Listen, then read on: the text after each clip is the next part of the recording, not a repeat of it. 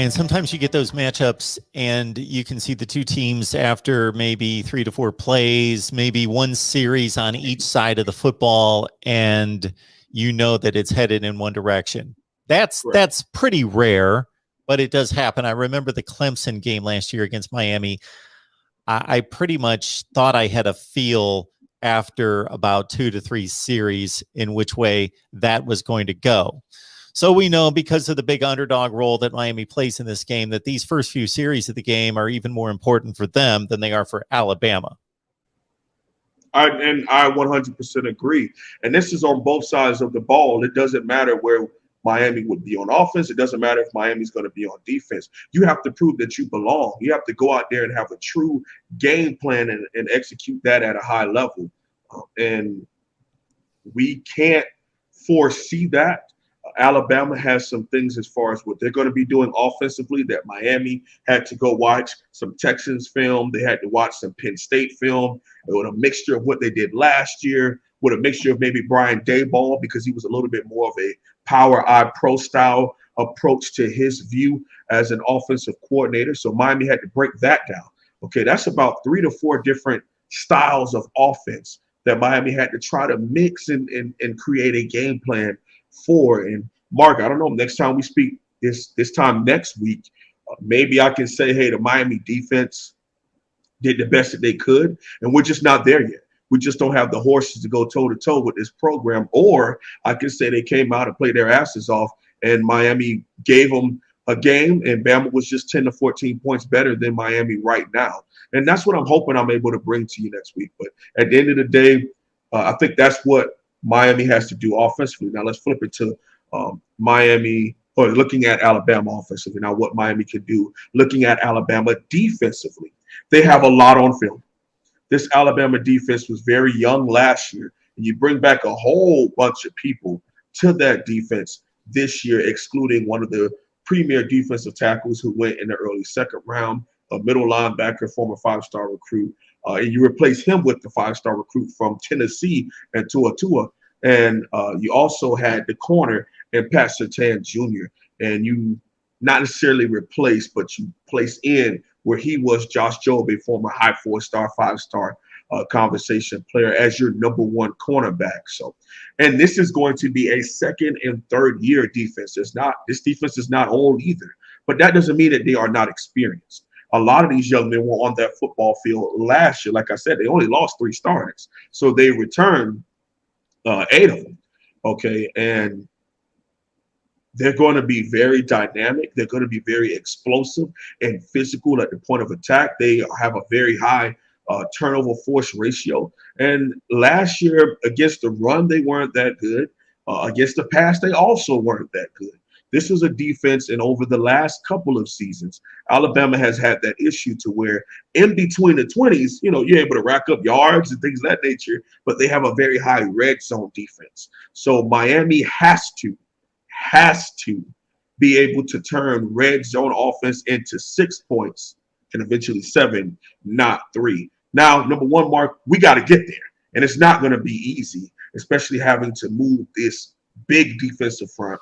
Very athletic and nimble linebacking core who also brings size. I mean, both edge rushers are 6'5". The 2 inside linebackers are 6'3" plus. All 4 of them are 250 pounds plus. At the end of the day, we got to line up and move them. You talked about looking at the offensive and defensive coordinators at previous stops to get a feel for their schemes and what they like to do. The 2 teams that were the most successful moving the ball against Alabama by far last year, Ole Miss had them on the ropes. Correct. Tie game with about 5 or 6 minutes left, put up 49 points. Correct. Tremendous ball game. Alabama put it away in the last 5 minutes. Florida got behind, but then they were catching up and they were playing catch up the whole game, but putting up big points, big yardage, 46 points, a ton of yardage. In a different way, if you look at the Ohio State game, even though Bama blew them out in the second half, close game in the first half, Ohio State actually had the most successful rushing attack at like 5.1 yards per carry, and that was missing their best running back, Trey Sermon, who was knocked out in the first play of the game. So how much do you think the Miami coaching staff is leaning on those examples to see Ole Miss did this, Florida did this, Ohio State did this on the ground, and we're similar in certain ways that we think we can do the same thing or have personnel that could take advantage?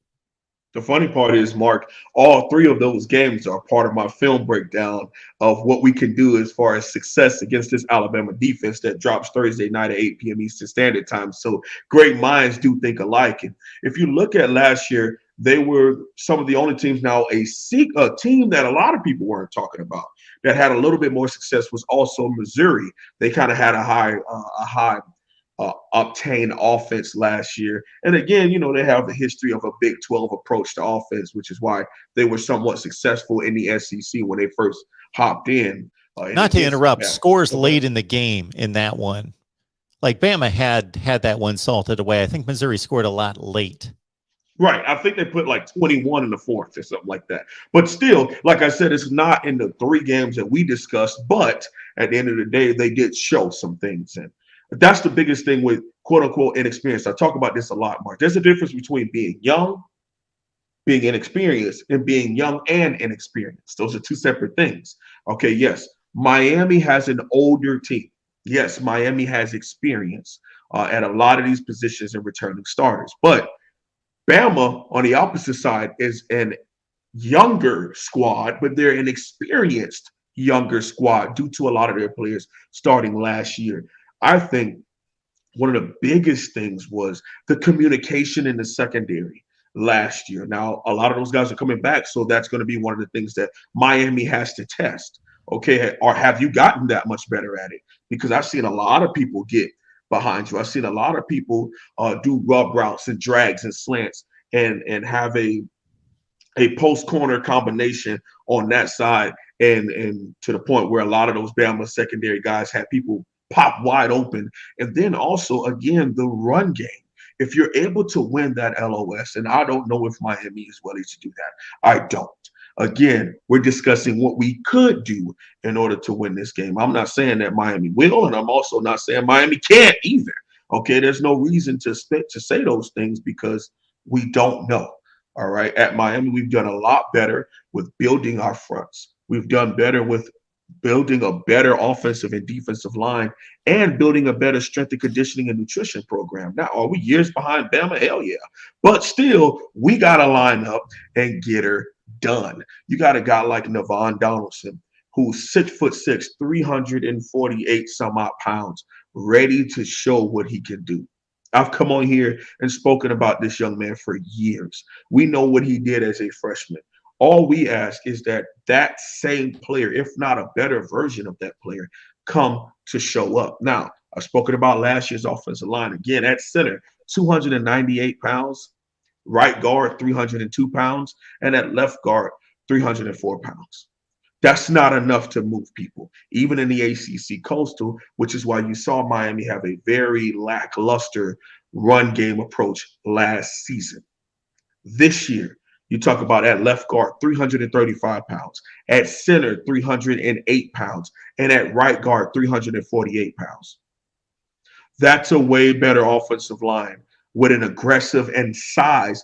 At left guard, 6'5", former left tackle prospect, and Jalen Rivers, okay, top 10 at his position coming out of his recruiting class, and also former top 10 offensive tackle, right tackle, and Donaldson coming out of high school, 5-star right guard. They both moved onto the inside of this offensive line. So just based on that, we're going to be moving folks. And we're going to be moving people, man. And you look at those games, you look at Ohio State, and you also look at Ole Miss. They had very good success running the ball. Florida just leaned on, that air raid kind of approach to it and having one of the best. And again, you see the hat, you see the logo, having one of the best wide receiver, tight end, regardless of what you want to call him. Kyle Pitts was a big-time playmaker in college football last year and had one of the best seasons, in my opinion, in college football history. Whether you want to call him wide receiver, tight end, whatever, he was a playmaker and a touchdown machine.